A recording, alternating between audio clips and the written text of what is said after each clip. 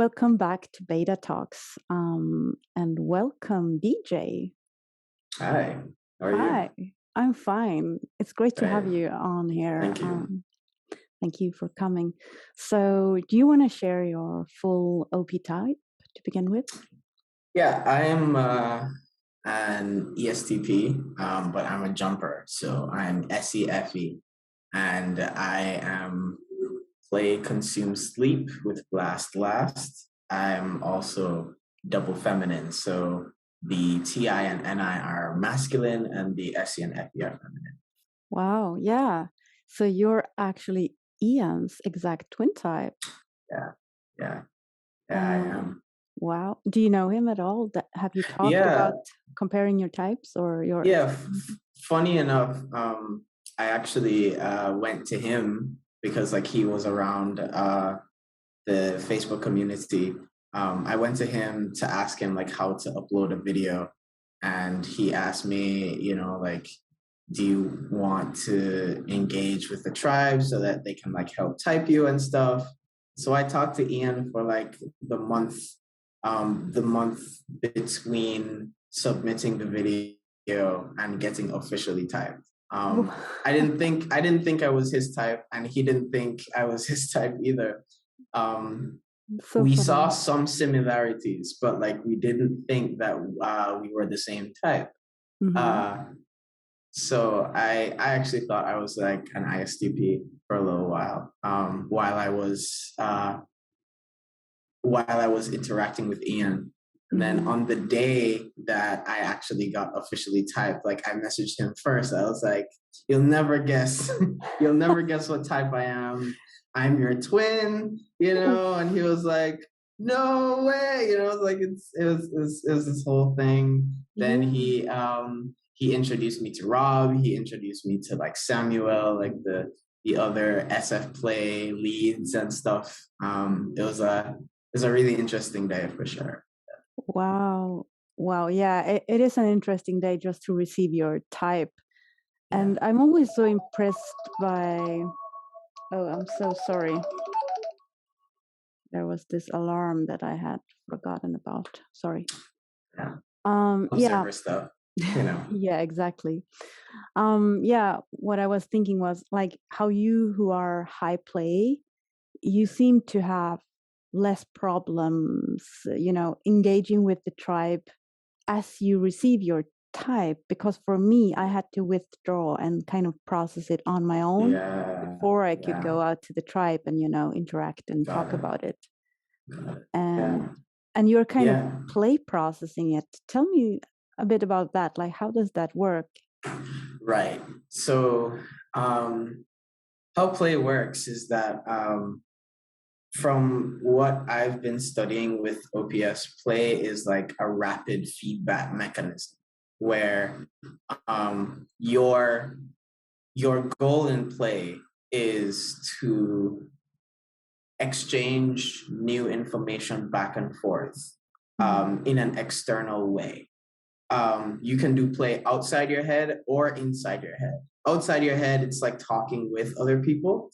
Inside your head, it's like simulating having a conversation with someone else inside your head. Whereas like with sleep, what seems to be happening is that you're going deep into yourself and you're rewiring everything that you now have either gathered or have blasted. You're rewiring all the information that you have organized about yourself and your sense of order, and continually like analyzing it and pruning away at like your priorities and so on. And your life path, or at least that's what it looks like for the people I see are savior sleep. Their instinct is to like draw away and do that. But then when you're demon sleep, you want to do that, but you have to go through like an extra step or some extra steps of going back and forth with a tribe member And if you do it right, it will give you something new to process about yourself. So that then you can Um, go in and be like, and use that new information to then prune away at your sense of self and your sense of order. right. Yeah, because to me, it's kind of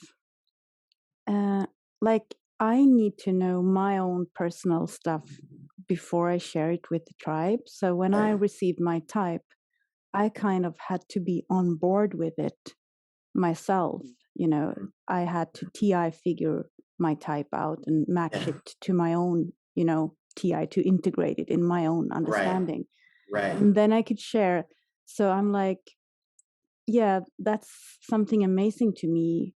Like, how can you process self with the With tribe? other people. Yeah. Yeah, like the Because boundary is not as, right. yeah, Yeah. As distinct, I guess. yeah, It's you're you're going to the tribe and you're saying, hey guys, this is what, especially when you get typed, they're like, hey guys, this is who Dave and Shan say I am. hmm, So I need your help to figure this out. mm, Or because I think maybe with the demon anti sleep, there might be like that doubt that you can figure it out all on your own, even if you really, really want to figure it out all on your own. mm, So you're like, you're almost like you're putting yourself out there and saying like, hey guys, this type and me, like, do these look the same? Is there like some kind of congruence with the yeah, types here? Like, what do you see? What do you not see? What were you surprised about? And stuff like that. And then when that happens, then you now have additional data outside yourself, like in the mm, external world. And then like you can also take notes about like what you were surprised about seeing and so on, and what doesn't feel like you, and you can kind of you have a second data set to compare and contrast to now. yeah, right. And that is not really stressful either if you are OE lead, I guess, because for an Mm-hmm. OI like myself, it's like all of Right. this information and I don't have It's time to overwhelming. Yeah. organize it, Yeah. So yeah, it's Yeah. overwhelming. Okay. Yeah. Um, so you got your type and it was pretty recently, right? Yeah, in February, so around 3 months ago. Mm-hmm. So if you compare now to then, do you think you have kind of settled on the type? Do you see your type or the type you were given in yourself? Yeah, I think from the day I had gotten it, I was immediately starting to make sense of it. I was close. My prediction was like fairly close to what actually my type is Mm-hmm. by the time I had gotten it. So there was a little bit less to have to rework and make sense of and stuff like that, you know? Yeah, Um, really amazing, like how you saw yourself in the beta quadra. You yeah, saw yeah, yourself as an STP. yeah, yeah. And did you see the animals as well? Yeah, mostly. I mean, last year I thought I was last year, I think in January, I thought I was an NI Dom. I thought I was sleep last INTJ. Mm-hmm. And it seems that like a ton of STPs really do think that they're like NI DOMs. But then when I submitted a video to the Facebook group, they were like, look, man, like whatever you believe that you are, like this is not what an INTJ is. This is not what an INTJ does. So then my major freak out happened then, like all the Oh way back yeah, then. right. So Yeah. that's so I kind of like in putting myself out there first, like I, made this like little delay Mm, between like getting the official type back from Dave and Shan and like the actual like my first prediction. So it gave me a little bit of time to be like, okay, maybe it's that I don't see what's going on. Maybe I haven't figured out the system. So I took some time to consume sleep, figure out the system in my TI, make it make sense to me, order everything out. And then I was like, okay, I relate to OE, I relate to Savior Sensory, like I relate to Tester and all that kind of stuff. Mm-hmm. So um, I had gotten to being an ISTP with consume, play, sleep, blast, Right. and tester. So all that what I really got wrong was that I thought I was a decider instead of an observer, and Mm-hmm. I thought I was Savior TI instead of Savior F. Yeah, that was just 2 coins off, basically. Basically, yeah. Really, really good. Seems like the STPs are pretty good at seeing themselves. After I all, think, yeah, I think it's like you start seeing like the limitations very quickly of like what you're doing and what you're not doing. yeah. Um, Especially like being an STP, you have a lot of, especially with when you're Savior SE, like you have a lot of data Mm-hmm. about like what you're doing all the time, and then what you're not doing all the time. So like you start to triangulate like a little bit faster because like you actually have like sensory in the world that you've done to match certain types too. Mm-hmm. So like you can see what people are doing and like you're like, okay, I'm not doing that. I'm not doing this. And like it slowly starts to narrow down, or at least that's what it was like for me. Mm-hmm. I had narrowed down on a few types, and I think more like all of them were wrong. I'd never really thought that I was like Ian's type, but in hindsight, yeah, it makes sense. Yeah, yeah. So finally, you saw your type, and Yeah. you're kind of okay with it. Seems like. Yeah. From the like, I was kind of going through like my own freak out. So like, I was calling a friend um to be like, hey, I'm gonna get my type back today. Like, I might need you to like as like my emotional support friend right now.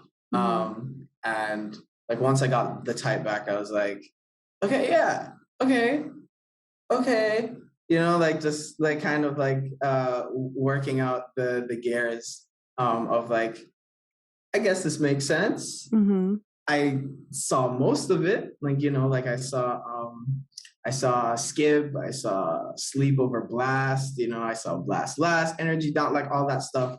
I had seen it, so I was like, all right, let's see what I got right, let's see what I got wrong, Yeah. and then I was like, okay, so I saw this accurately, so it's just this to really reconcile, and then I spent some time for the next few days, like kind of looking at that. But yeah. Yeah, that's Yeah. interesting. Really useful to take in from the outside the whole OEDE thing that you're doing Yeah. in terms of Yeah. getting faster to the goal, Right. sort of. Yeah. Yeah. Yeah.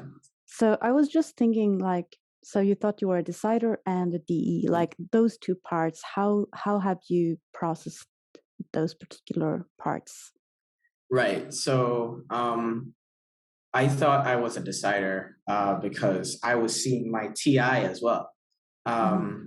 I saw my masculine TI, and many people, growing up have called me like very smart and intellectual and so on. So I had thought that, since I was maybe going off of like a bit of like an MBTI streak of like, well, since the T's are considered smart and intellectual and so on, maybe I'm a savior T, something like that, you know? Mm-hmm. Yeah. So I thought I was savior TE, and then I thought I was savior TI with the ISTP, but I never imagined myself to be a savior feeling type. Mm-hmm. So what I eventually had to realize with the TI and the FE was that um, I am the least I am the least FE type savior, like FE, because my FE is Single activated. it's single activated, it's third in my stack, and it's feminine. Exactly. You know? Yeah. So there's all of that. Meanwhile, my demon TI, double activated, it's masculine. And it's higher in my stack than my FE. Yeah. You know? So like I was busy thinking like I guess like from my mind, like I could see my TI easier than my FE. And then with the double observing versus double deciding now, I had thought that because I can see my NI and like from my perspective, I was regularly interacting with my NI, that maybe NI, even if it was a demon, it was just like harder for me to access, but still kind of easier. So I was thinking, okay, so maybe I'm that kind of ISTP that like has consumed play, so it's easier for me to access my FE than my NI, but my NI is still easier for me to use than my FE. That's what I was thinking. That's what was going through my head. Yeah. And sometimes that's how it feels. Yeah, and it makes a lot of sense. Also, looking at your type, I think those two stacks, like the consume, play, sleep, and the play, consume, sleep, they are very easily confused because of the single activated DE, so similar to the DI stack. Yeah, it's there's like really a confusing.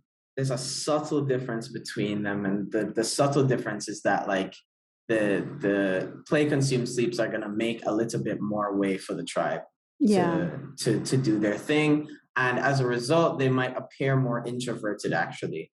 Also, the consume and the sleep, they're beside each other, and I'm still trying to figure out how this works, but according to Dave and Shannon, the system, when the consume and sleep are beside each other, there's this massive introverted kind of well that you go through. Exactly.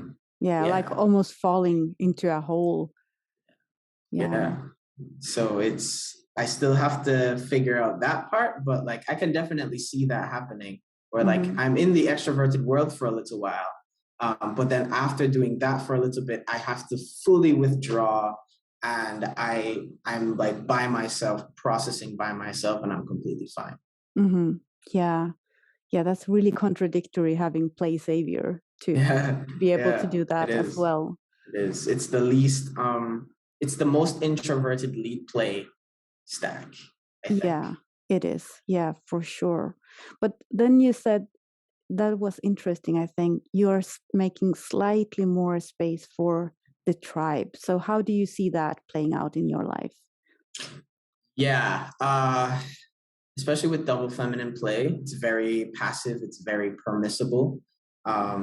It's live and let live. You know, anyone who wants to do pretty much anything in my outside world, they're almost like free and welcome to do so. So like I kind of built up a certain type of reputation of being really chill and easygoing and stuff like that. Also, very good at like interacting in terms of like listening to people's emotional problems and stuff like that. Definitely a lot of that shows up in being FE and SE. I'm pretty sure my dad has SF play high. And like he's like a therapist and like a counselor and stuff like that. And so I kind of also like picked up a few tricks of the trade from him, to be like, oh, okay, this is how you deal with people emotionally. And that's kind of what I do a lot. Just like naturally, like it comes naturally to me to do that. But it can run into its problems, right? Because like your double masculine is somewhere, like your double masculine animal is always somewhere. You're not like a completely double feminine person, whether or not that double animal like activated, or sorry, that double masculine animal is like third or last, like it's gonna come out at some point, you know, and I realized that like sometimes when I'm too passive, I can find that like my NT sleep will come out in like really surprising ways. And I'm like, oh, okay. Now that I know my type, it's like I have to balance out the passive feminine play with like the masculinity of the like the immovability of that sleep, in order to get like a better kind of relationship with people, like learning to be more assertive and set boundaries and so. Yeah, because it seems like with double feminine play at the top, you would be like the most movable basically with the Yeah, type. But yeah, then you have like that double masculine NT sleep third, yeah, which is yeah. kind of, you know, really Intense and yeah, intense, yeah. stubborn, I guess. Really nerdy and intense and stubborn, always obsessed with um, finding the best things to believe, um, obsessed with like finding almost like the secrets of the universe, kind of like the underlying logical principles of the universe. Looking at like this is how everything is ordered, this is how life is ordered, and then using that to be like, well, this is how I'm going to order my life, you Yeah. know. And from there, like it can get like really stubborn. So like I realized that like when people get really close to me, there's like I start to feel that like kind of pressure of, oh, you're starting to be in my sleep now, so all of a sudden it's not anything goes anymore, because if you're coming along my life path, you're gonna need to like I'm gonna need to set some standards in order for you to be able to like walk with me and like, you know, engage with me on that like really deep NT level. So historically, what have the reactions to that been? Because I can only imagine if you're so movable and soft in the front end, and then when someone enters your DI, like your sleep, and you set these standards, like maybe it's even a shock to some of them, or how does that play out? Right. Like some people don't take it well. Some people like admittedly don't take it well. And like that does hurt my FE like a little bit, because it's like, oh, so you just wanted to be movable anyhow. Like you wanted me to be movable anyhow, and you didn't want me to put any pressure on you at all. But like, you know, that's not how relationships work. Like at some point when you get close enough to someone, they expect some things from you and vice versa, right? And so some people weren't really into that and kind of moved a little bit away. Some people kind of took it on more as like a challenge, like, okay, I'll try to like meet you where you are and so on and so forth. And some people are very grateful, because like sometimes when you're very like passive with everyone, like people might feel like they don't know who you are.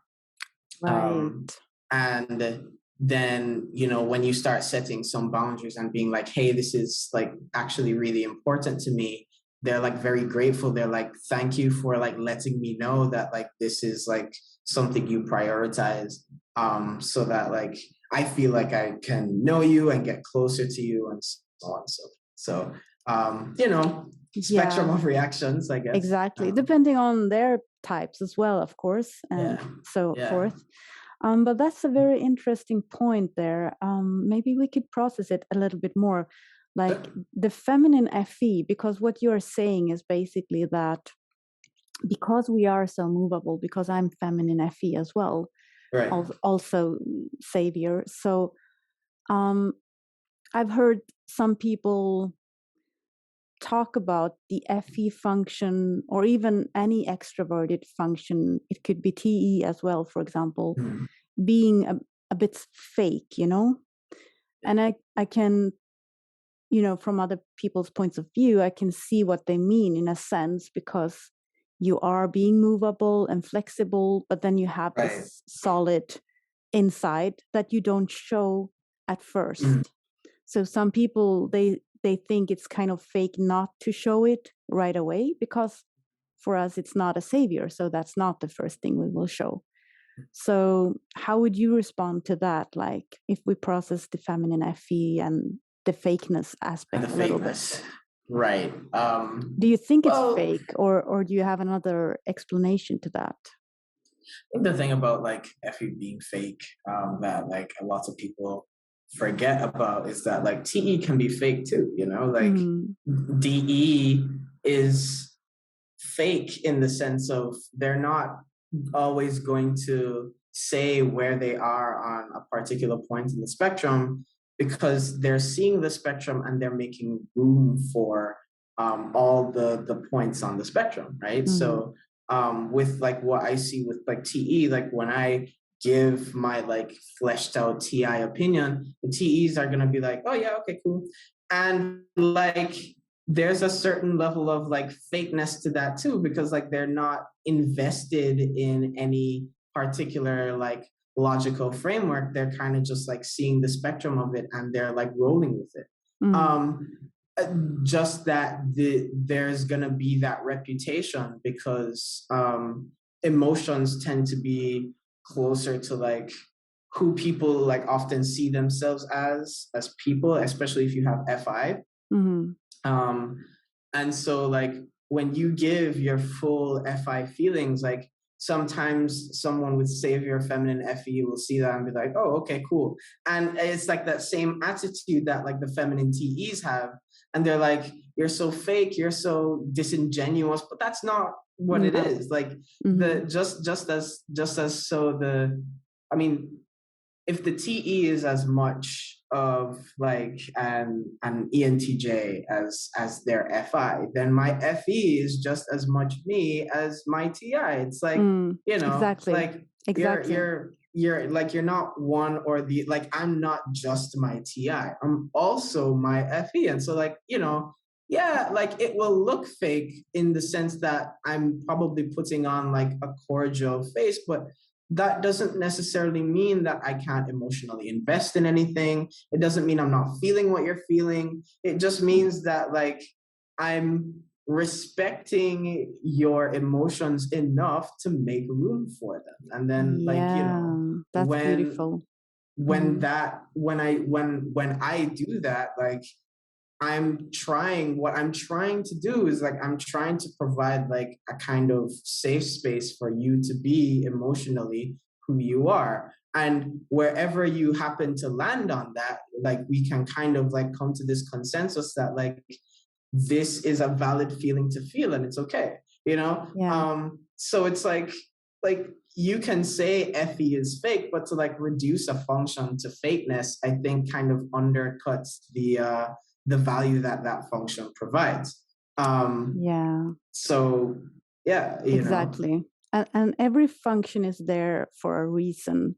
And actually, it doesn't make any sense to judge one function or put one function over the other. It's like, yeah, what is more worth, a 1 or a 2 or a 3? Okay, yeah, sure. Right. That's a bad example. Just forget about it. But yeah, you know what I'm saying. It's like the same thing. It's a number. It has the same value, you know. Yes. So like, you know, like I can definitely see what they're talking about in the sense that like sometimes when you're like too into that feminine DE, you can like be so passive and make room for everything that like people don't know where you stand on a particular thing. And that's true. Which is why like I try to balance it out with my TI as well. Like, so like I will be like friendly with my FE, but when I'm talking to people, I'll try to like, I'll get them to talk until they say something that I'm actually TI interested in. And then when that happens, then I'll like ask them something that like is in my like TI, in my TI of like what I actually care about and prioritize on an intellectual level.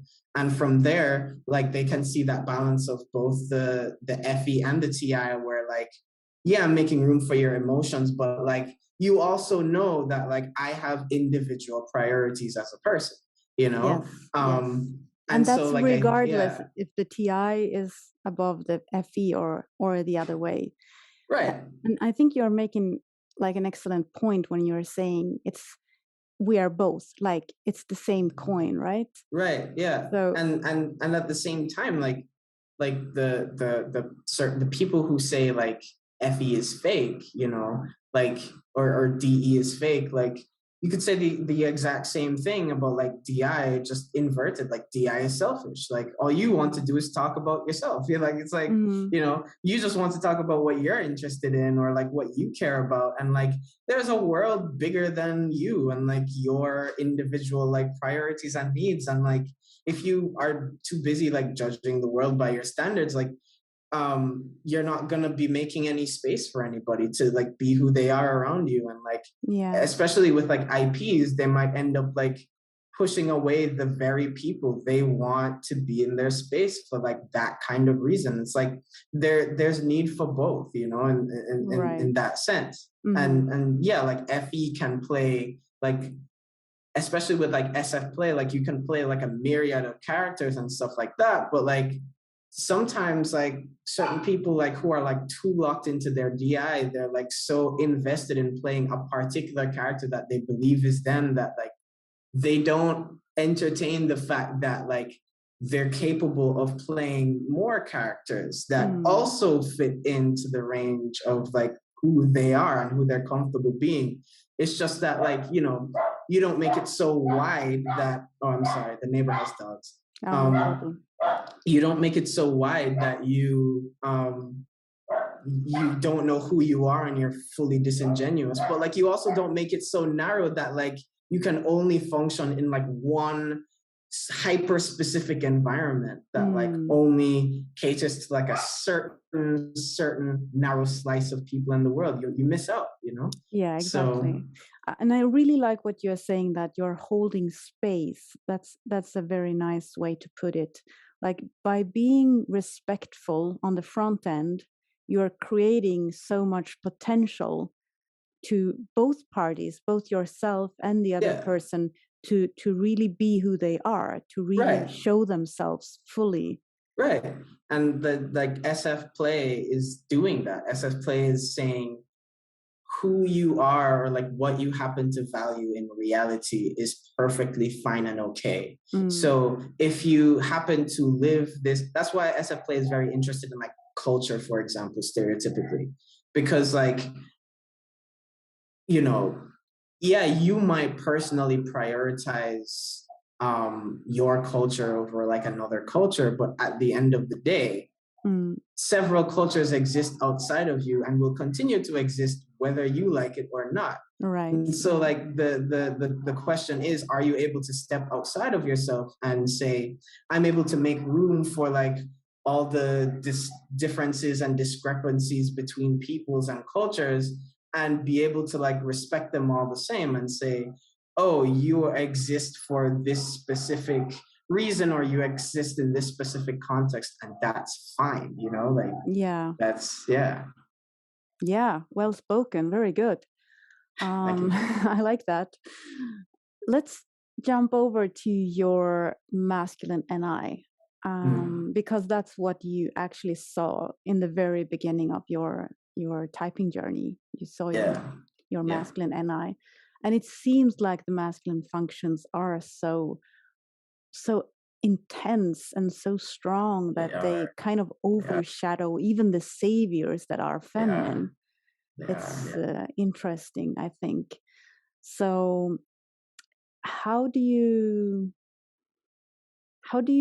see it? How do you like understand at this point, at least, how do you understand your NI? What is it doing? How do you see it? Like, how do you use it? So I mean,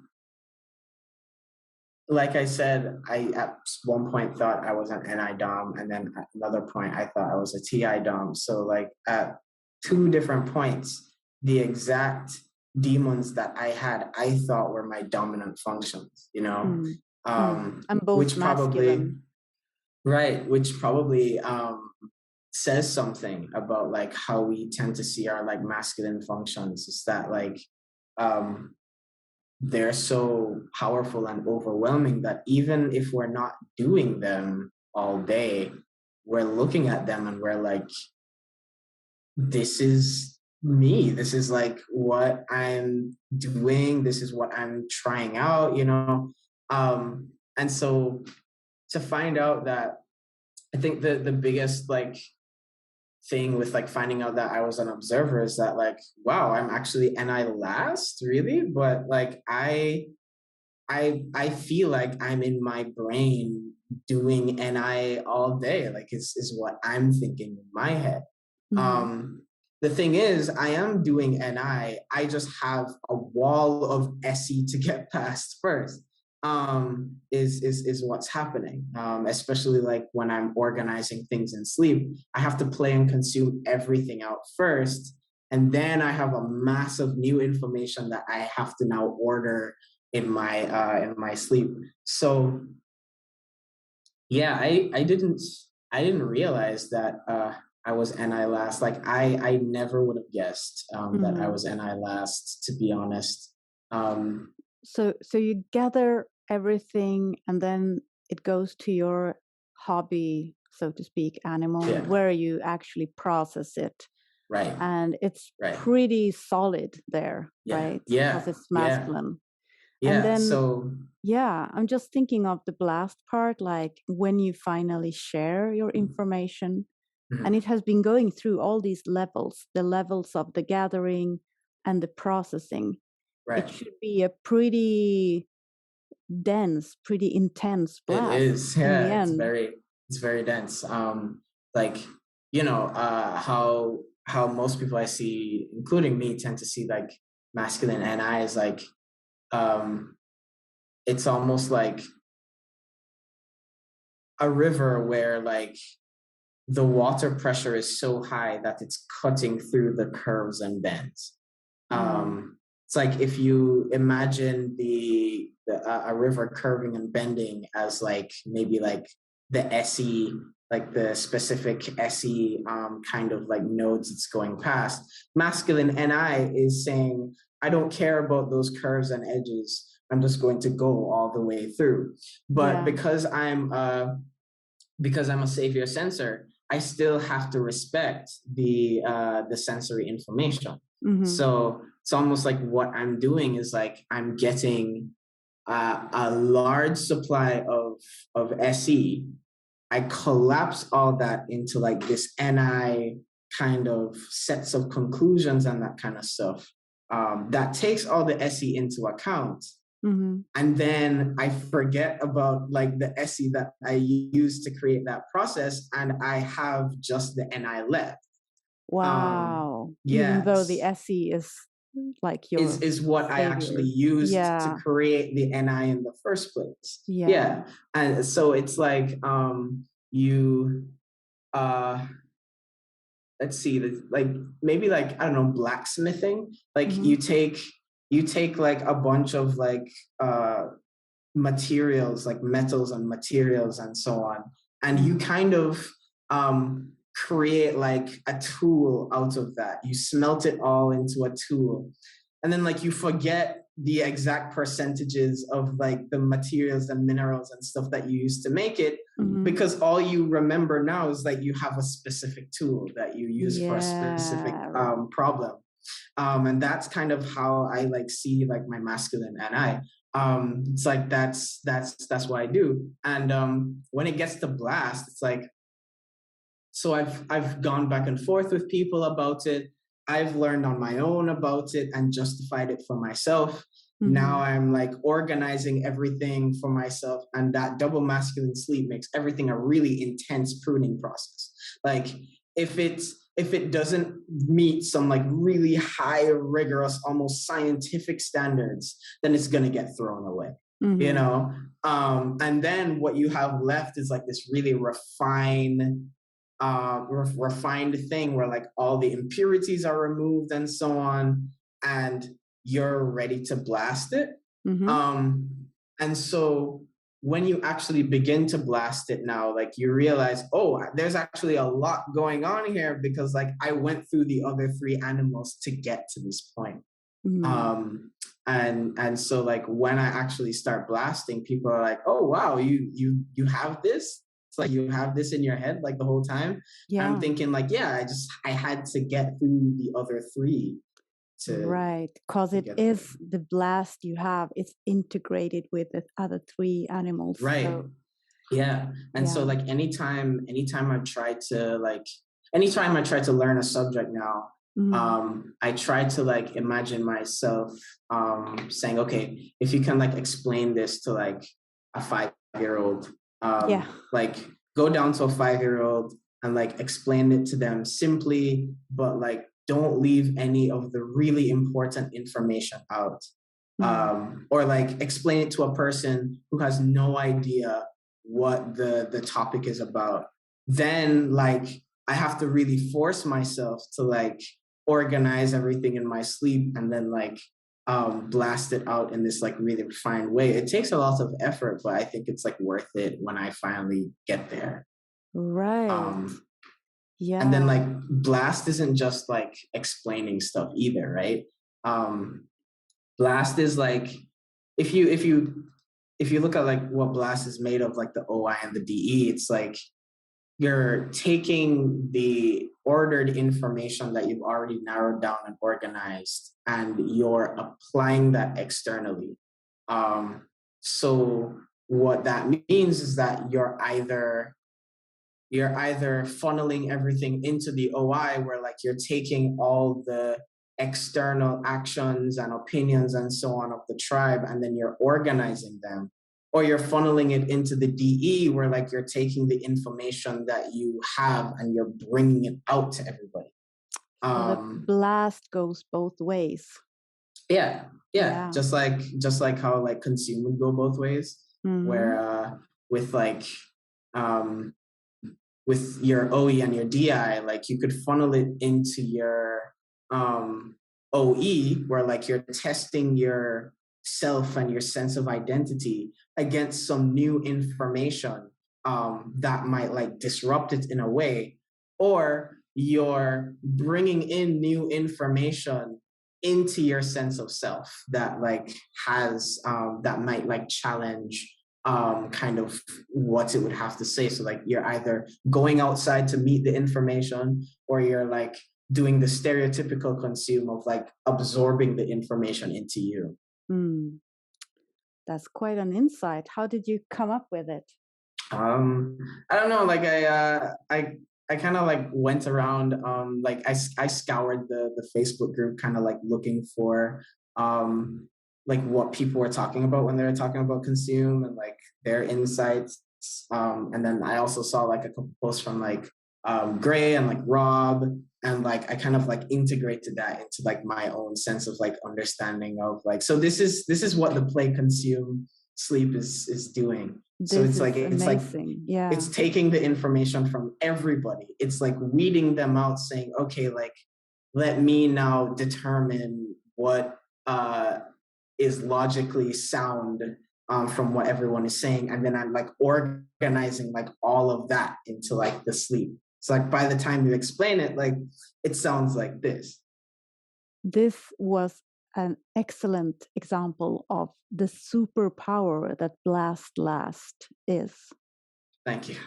Thank you. Yeah, this is awesome. And this is what I, as a blaster, can learn from you who are Blast Lasters. Mm. It's Yeah. pretty Yeah. amazing. Yeah. Yeah. I like the other side of it is like, what do you think you're doing as like a consume last that like I could learn as like a double activated consume? Like, is there something that you're doing to like refine that like really intense consume? Mm-hmm. Yeah. So what you are doing, you're basically very curious about a lot of things, and you're taking in from here and there, like Right. lots and lots of small Yeah. pieces of information. Yeah. And for me, maybe you're possibly not deep diving into every little piece of consume that you are taking in. It can be pretty surface level sometimes, or often, like you're looking at a clip here and a clip there, and taking in like obsessively maybe. Right. Right. But as for me, I start in the other end. So I'm basically doing what you are doing with Blast. So I have to go through my 3 animals before I get to my masculine consume. So it's very aggressive. Right. And when I finally get there, I'm actually not taking in random new, but I'm on the hunt. I'm chasing for something very specific. For the new information that needs to. Oh, okay, I see. So I'm looking for something to fill a hole in my understanding. Right. Basically. So I guess it's like super laser focused. Right. And it's I know what I'm looking for, Oh, that's interesting. So I'm not going to spend unnecessary time on things that are not related. Running around like a headless chicken, just kind of like picking up stuff. And okay, so I guess it's like, because you have like your NI, like it's almost like you have like I guess a graph of points, and you see that like maybe like the first half of the graph has data points to support it, and the last half of the graph has data points to support it, but in the middle there's not enough there. So like your consume is going to be looking for, okay, what happens in this middle ground? Do I have any SE data points that can actually like support this thing, refine the actual like best fit NI prediction, and so on and so forth? Yeah, exactly. So basically my NI will know when I have found it, even though I only know on an intuitive level, kind of what I'm looking for, because how could I know what I'm looking for before I have found it? But I still sense the whole, I still sense the part, the gap, the gap, exactly. So even sometimes I'm like, I have sleep processed something, maybe blasted first, and then, when I've done it enough, I need to go to the sleep to understand more so I can do a better blast. And sometimes that's not enough, so I have to go to play and gather more information from there. And when I have just keep going deeper and deeper, and then deeper and deeper, and finally, when I reach consume, I actually really know, like, I know quite specifically what I'm looking for, even what you're if I looking cannot for. put words to it. Yeah, that's interesting. So I won't spend a lot of time, taking in a lot of unnecessary stuff. I will kind of take a quick look. If it doesn't match, I will move forward, So the process is very intense. Yeah, that makes sense. Because like I think I might feel that as like a blast last, with like I don't want to blast all day, So like when I actually do finally get down all the way to blast, it's like I know what concept I actually need to externally apply,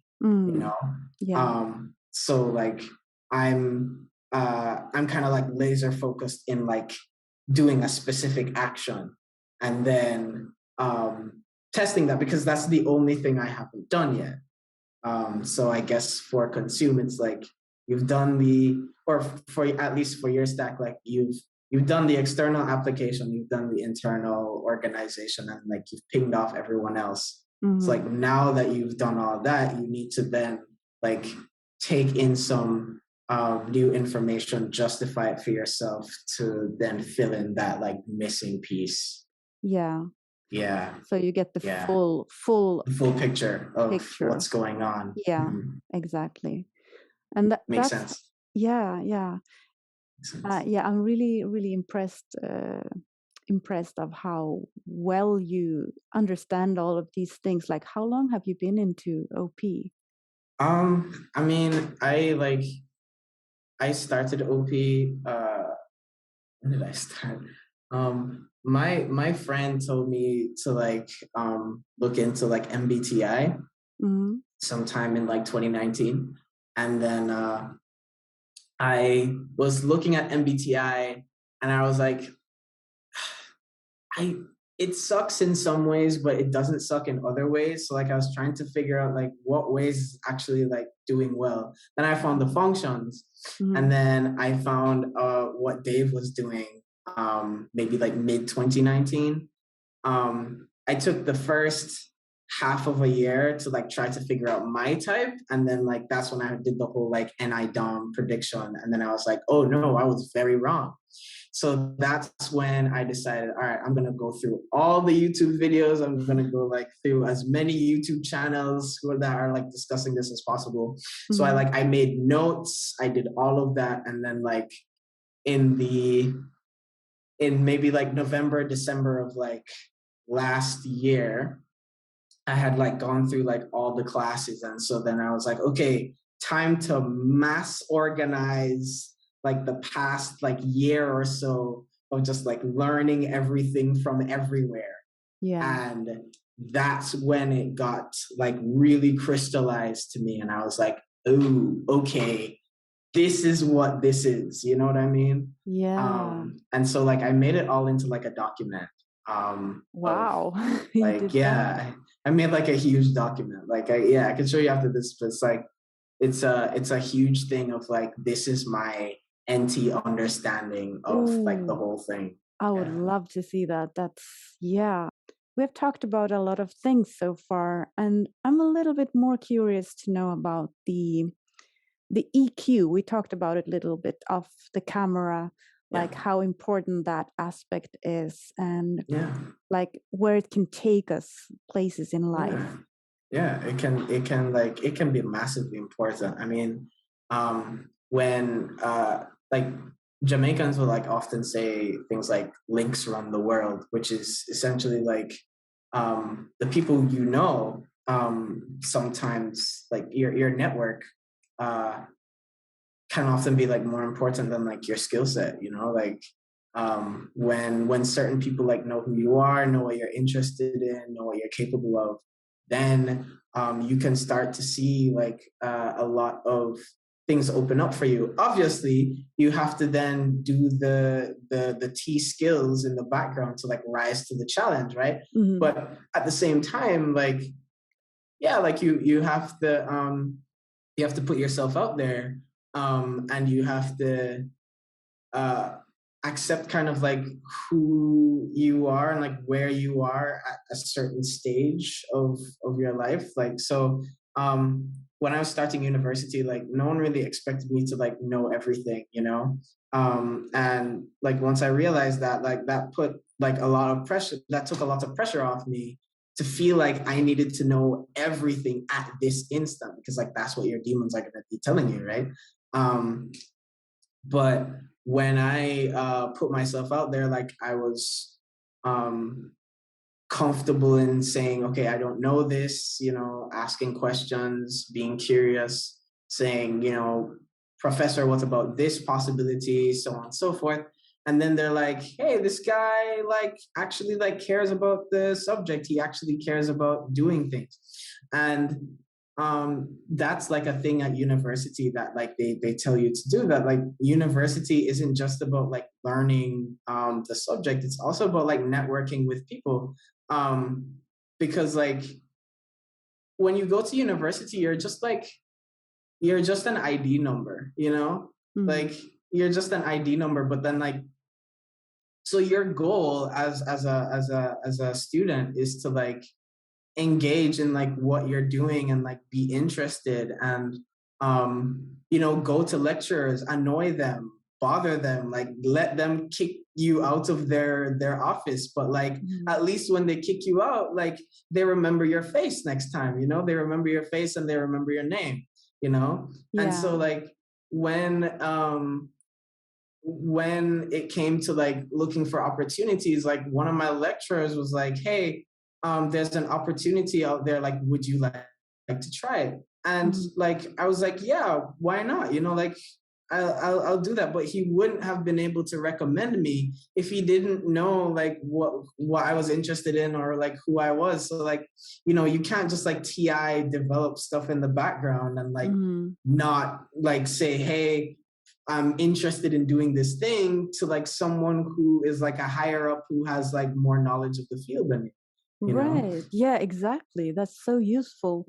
Do you have any examples, like in your own personal life, if you want to share, like where Sure. the skill has taken you?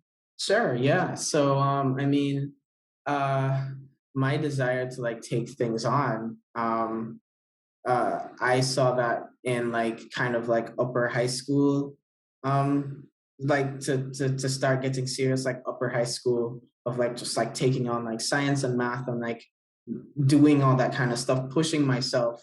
I ended up doing like more subjects than the average and like did really well. And that opened me into like the opportunity to apply for a certain scholarship that I got. And then with that, um, it took like a really big worry off me, to then now like focus on like academics and like maintaining a certain standard. From then, I used my like play consume again, like that curiosity kind of function of just like, I'm just gonna dive in, I'm gonna ask questions, even if I don't know what to do or how to do it yet. I'm going to be present. I'm going to show up and ask, like these are like some of like some of the FE things that like are really useful, to just like to be present, to show up, to be respectful of whoever's in the room, and to just like ask your questions and like learn your things, get your feedback. And so like that got me into like a climate research group in my first year of university. From then, I never had problems getting like internships, because like all the guys, like all the master's students and like the professors and lecturers, like they knew who I was, because like I was always around, like learning and like engaging in work and that kind of stuff, even if I didn't have the skills like that I needed. And like I was very open about that. I was like, I really don't know how to do this yet.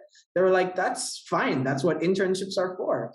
And like that's how I started to do that. So every summer and every Christmas break, like I had an internship from then, like, and now like I'm kind of reaping the benefits of that, and I'm in another internship after university. So yeah. Wow, that's really awesome. So I love what you said, like this openness and this honest thing you did. Like, I don't know this skill yet. Like, you are not Yeah. bragging about something. You were completely honest, and Yeah, that. because you don't need to come from a place of like superiority for like people you obviously know more than you. And so it's like I when you spend enough time in your like TI, you know what you lack, like you know what you don't have. And so like you're like, hey, I don't have this yet, but I'm willing to learn what it takes to have it, and that's kind of what I focused on a lot, not the sense of like I am a terrible, like I'm bad and dumb and wrong if like I don't have these skills. It's more like that can happen sometimes when I'm like really insecure, by the way, but like when I'm like curious, it's not about what I lack, it's what I'm moving forward to, like it's what I'm moving to do, and the I guess maybe the feminine SE helped me there, because like it was like the credentials, the sensory context, like I don't care about that. I care about the NI goal of getting the skill, and so like that's like what I was always like moving towards, and so on. Yeah. Wow. And I can see, like, so compared to my functions and where I come from, like you have this super power of being present, like in the moment, and then also seeing the whole spectrum, like where you are on the spectrum, like where your skills are on this broader spectrum. You're not just inside your own head and making up fantasies of who you are or where you are.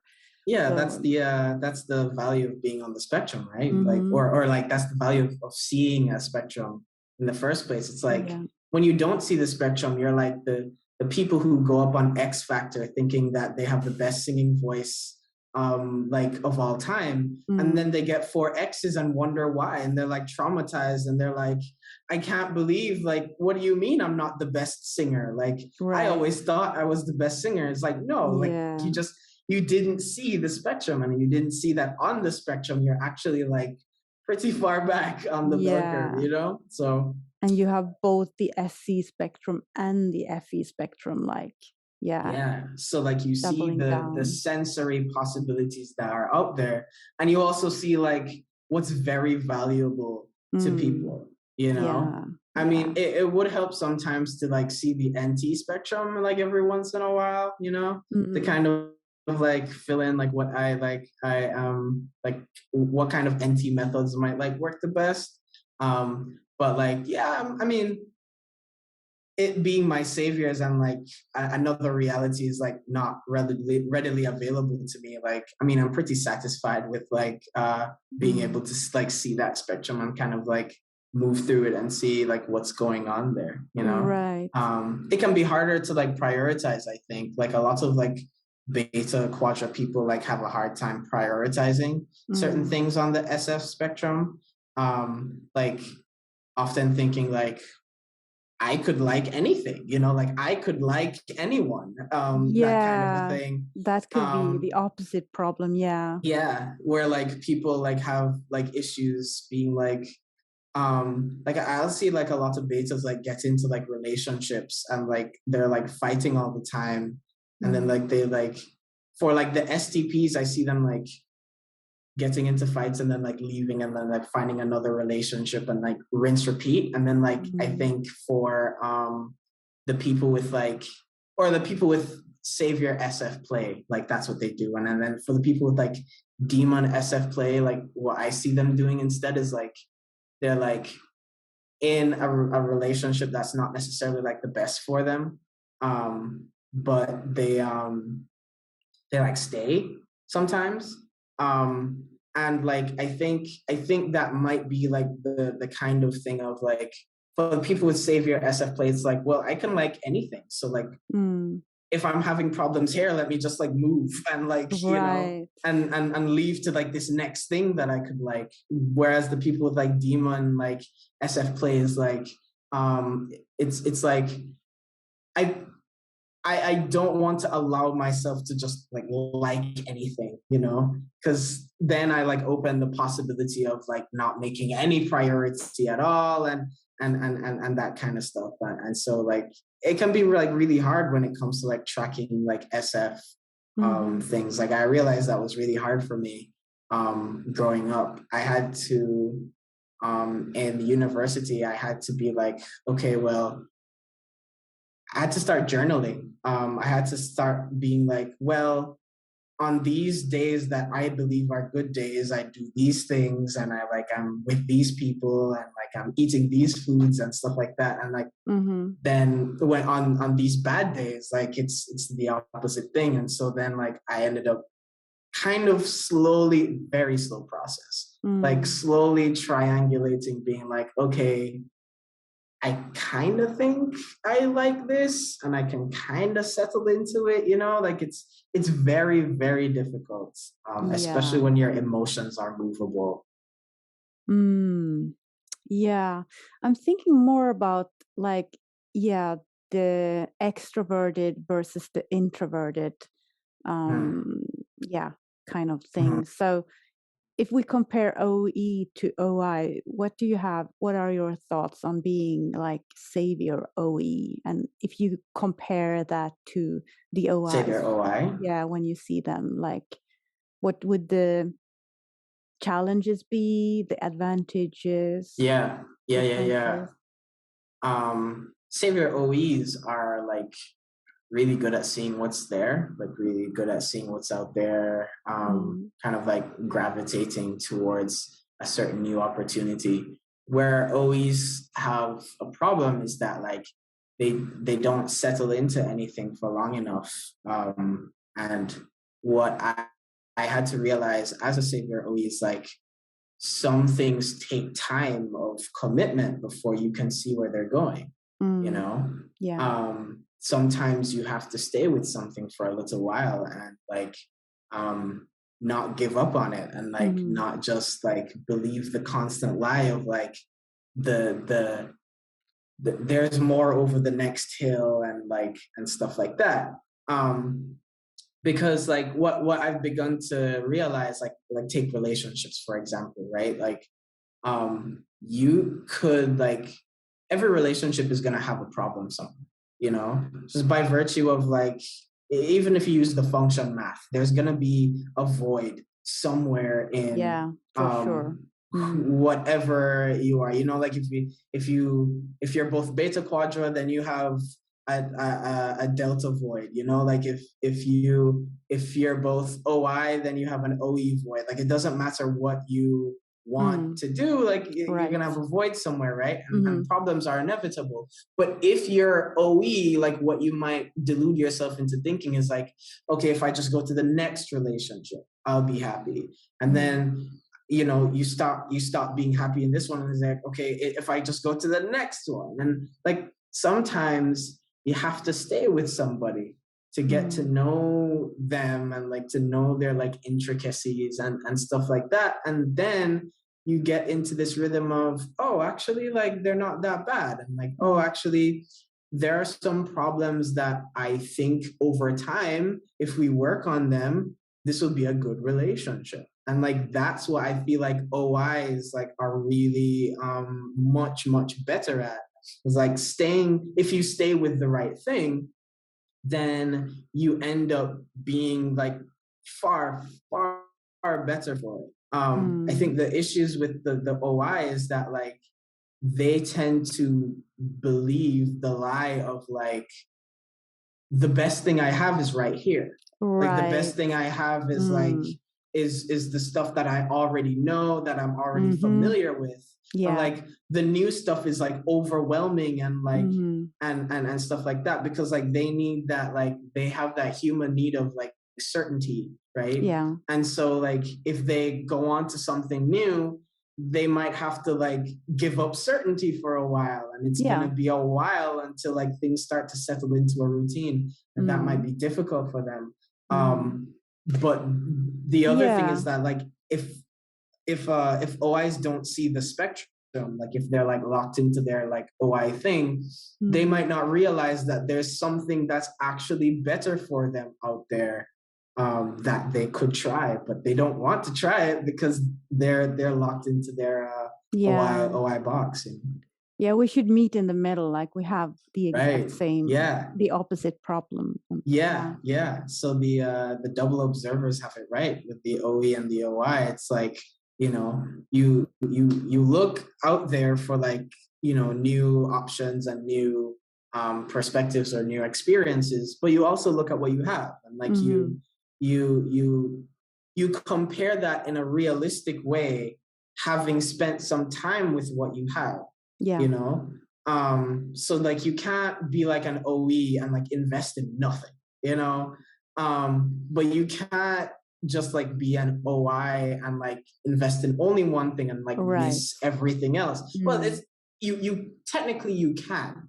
It's just like you'll be missing. You will probably experience a tidal wave. Yeah, you're going to definitely get one sometime soon. So like my journey as like an OE is like kind of learning, especially like with NI, looking at like the patterns in my behavior, the trends that are involved in like who I am and where I might want to go, and saying, okay, well, like maybe I can just like, maybe I'll lean into this a little bit more, and maybe I'll just like, maybe I'll stay here for a while.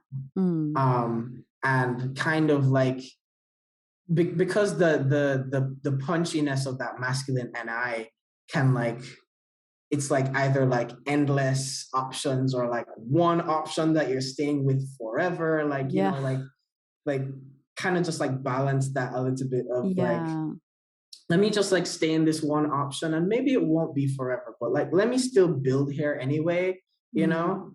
And like, and then I can like start to see like the results of like what might happen if I like start to like lean in a little bit more.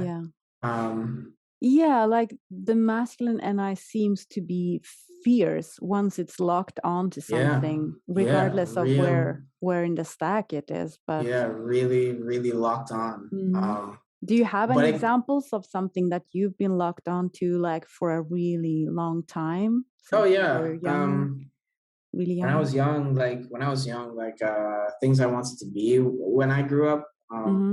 I was like really locked on to that. Like I was locked on to being like a religious leader like my dad, or like being like a scientist.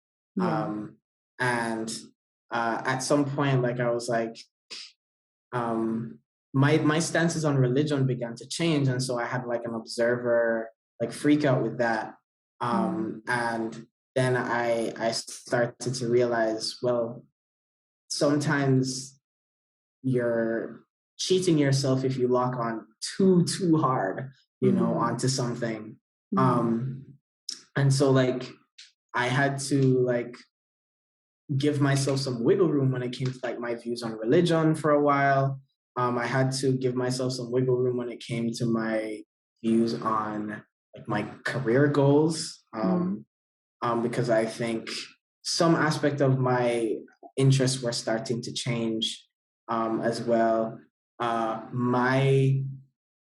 My lock on with like hobbies, like I'm really interested in like music and art, and have been interested in those two specifically my entire life, you know. Mm. Now I'm, leaning into that like a little bit more, but I was always interested in them, like always interested. Like Yeah. I never let go of like those two things specifically. I didn't let go of like cooking. Like I like to cook. I Mm. like experimenting with like new recipes and that kind of stuff. Mm. Um that kind of stuff as well. Like I never let go off those things. But it can also cause some like stress, right? Because like if you're not taking responsibility for the OI, you're like seeing the things that you have not let go of, but still aren't doing enough, like in Mm. enough consistency. You're not building enough on it, you know? And so like I think that's what happens when you have like double masculine demons. It's like you see what you're not doing all the time. Right. That's a very And good point. it pushes you to want to do those things that you're not doing, but like it still stresses you out at the end of the day. Mm. Yeah.